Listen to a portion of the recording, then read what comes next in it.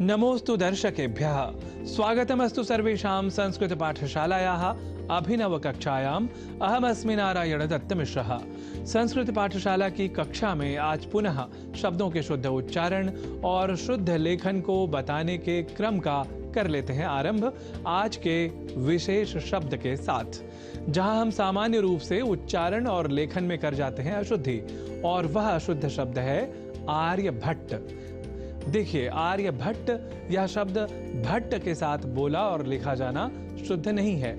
यह एक ग्रंथ आर्यभटीयम से ही समझा जा सकता है, जो प्राचीन भारत की एक महत्वपूर्ण वैज्ञानिक कृति है।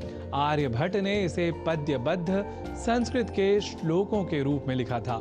संस्कृत भाषा में रचित इस पुस्तक में गणित एवं खगोल विज्ञान से संबंधित कई क्रांतिकारी सूत्र निबद्ध हैं।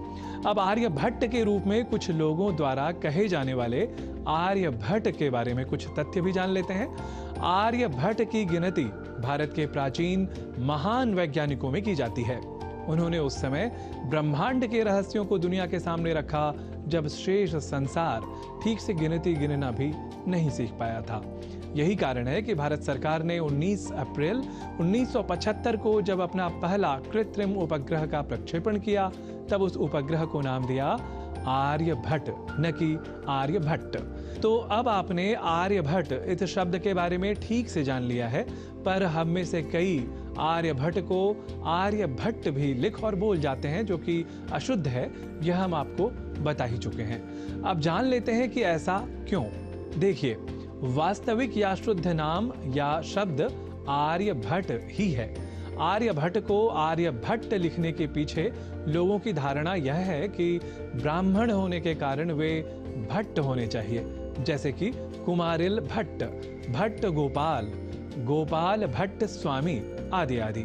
किंतु बात यह है कि उन्होंने स्वयं अपने ग्रंथ में अर्थात आर्यभटीयम में तथा उनके पश्चातवर्ती भारतीय वैज्ञानिकों ने भी सभी जगह उनका नाम आर्यभट्ट ही लिखा है और स्मृत किया है। और यह भी जान लीजिए कि भट्ट शब्द का अर्थ होता है योद्धा। वास्तव में उन्होंने अपने समय में पुरातन पंथी धारणाओं से एक योद्धा की तरह ही लोहा लिया था। तो इस तरह आज आपने जाना कि आर्यभट्ट नहीं, आर्यभट्ट ही। ऐसे ही आर्यभट्टीयम नहीं, आर्यभटीयम ही।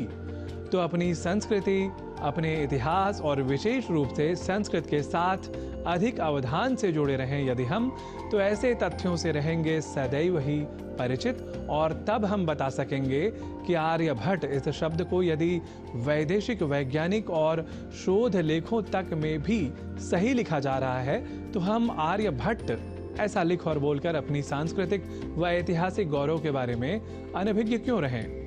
तो आप भी प्रेरणा लें आर्यभट्ट से और बने भाषा भट्ट, अर्थात भाषा के शुद्ध प्रयोग हेतु सदैव तत्पर रहने वाला योद्धा। इत्येव सविनयं निवेदयन् नौमि शुद्ध प्रयोक्तारं संस्कृत वृंदम।